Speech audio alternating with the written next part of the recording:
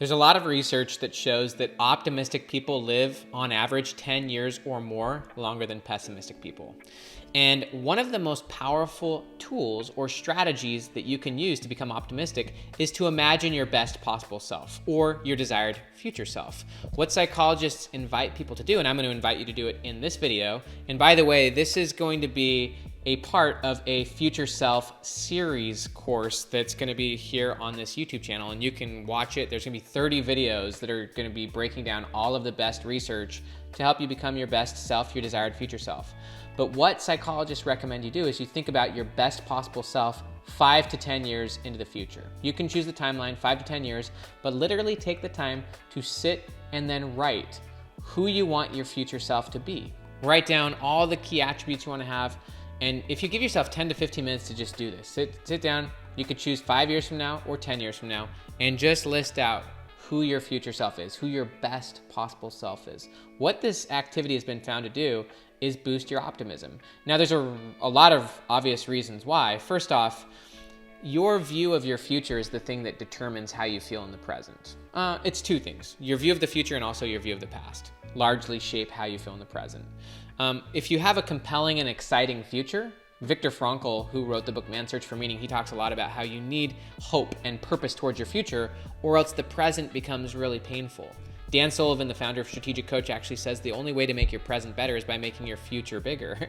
And that's exactly what Viktor Frankl found. Viktor Frankl was living through the concentration camps. He was one of the Jews in World War II, and he wrote the book Man's Search for Meaning.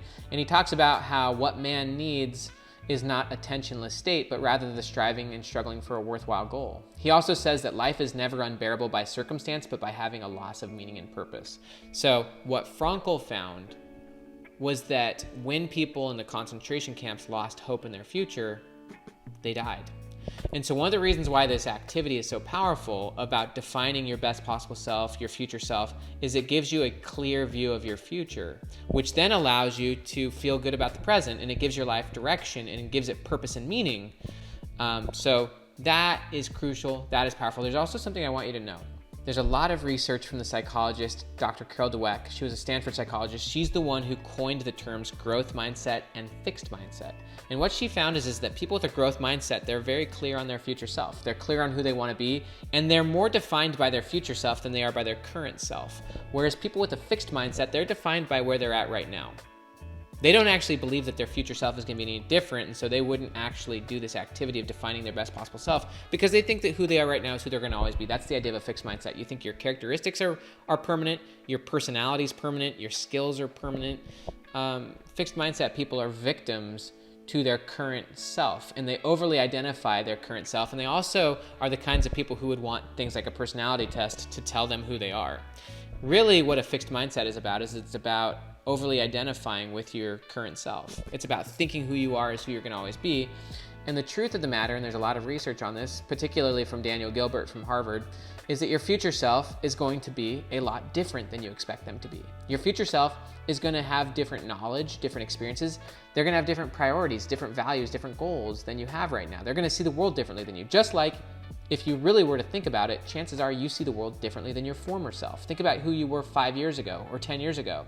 Chances are you have different goals, different beliefs, different priorities, different attitudes and habits, especially if you're someone who's very growth oriented. So the key point here is don't put too much stock in your current self. You should love and appreciate where you're at right now. And you can really do that, especially by taking the time to reflect on who you were in the past and appreciating the growth and the progress you've made right now. Really enjoying and embracing and appreciating your own progress is key to feeling happy, feeling appreciative right now. There's one other key aspect I'll just give you right here. When it comes to framing your past, you want to frame everything in what Dan Sullivan would call a gain rather than a gap. A lot of people, they view their past as something negative, but you can view every experience as a gain, even trauma experiences, even hard experiences.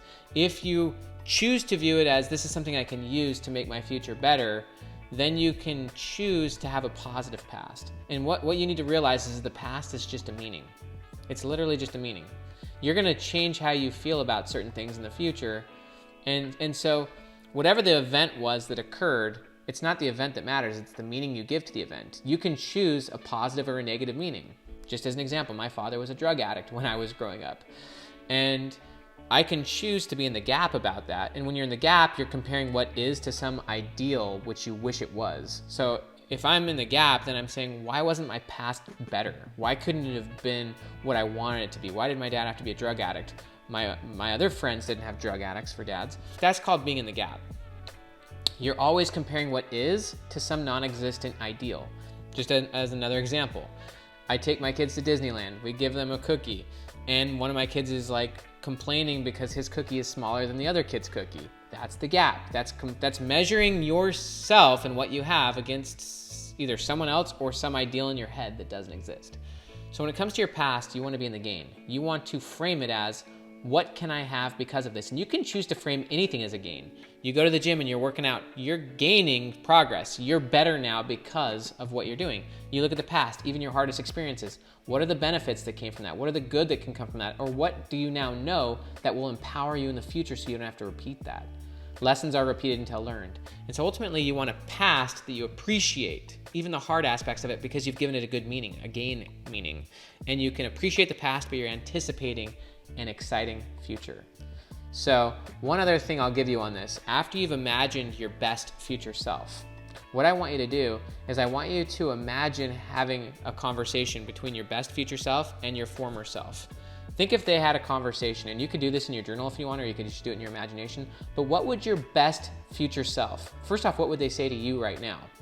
Chances are, if you were to have a conversation with your best possible future self 5 or 10 years from now, and let's just say that they've accomplished all the goals that you want to accomplish, what would they say to you right now if you were to go and have lunch with them? You can even imagine meeting them anywhere. You could think of a great environment or a great location that would be meaningful, but think of a great spot and imagine yourself going and having a meal, or even just sitting by a really cool fireplace or whatever, sitting and talking to your future self. What would they tell you right now? That would be something to journal about. Chances are they would tell you that you're going to be successful. They would tell you that you don't need to have as much fear or worry or concern that you probably have, that you should move forward. I mean, only you know what they would tell you. But if you take the time to sit and reflect on that and think about the conversation that your future self would have for you, then you could start to get a lot of clarity about what you should do right now. Stephen Covey actually talks about imagining your 80th birthday party and the type of person you want to be and the impact you want to have on people and the legacy you've left. That's kind of a begin with end in mind thinking. You can allow your future self or your best possible self to ultimately give you the path of where you need to go from here to where you want to go. And that's going to obviously boost your motivation. According to the expectancy theory of motivation, there's 3 aspects of motivation. One is you have to have a clear and compelling goal. The second is you have to have a path to getting there. And the third is you've got to build the confidence that you can actually do it.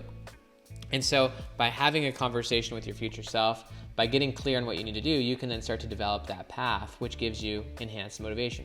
Another thing you can do is to imagine your future self going back in time essentially and talking with your former self. Maybe think about some aspect of your life when it was very challenging, very difficult.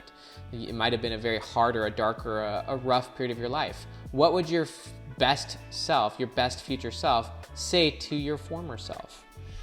Or even what would you say to your former self if you could go back there right now and talk to them? Because you are the future self of your former self.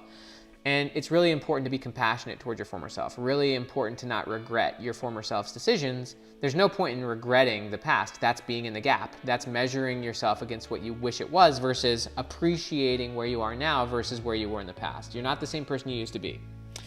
So that is the activity I recommend you have.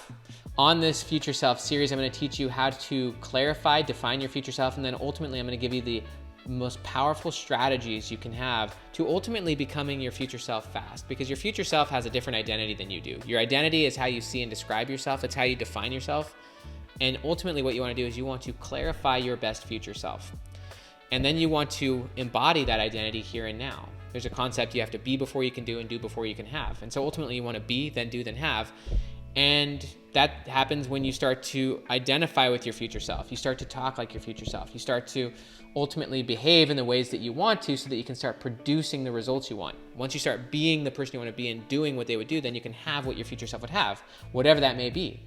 It could be a situation, it could be money, it could be relationships, it could be whatever you want. You just have to get clear on the result you want And then ultimately, you need to begin identifying as that person.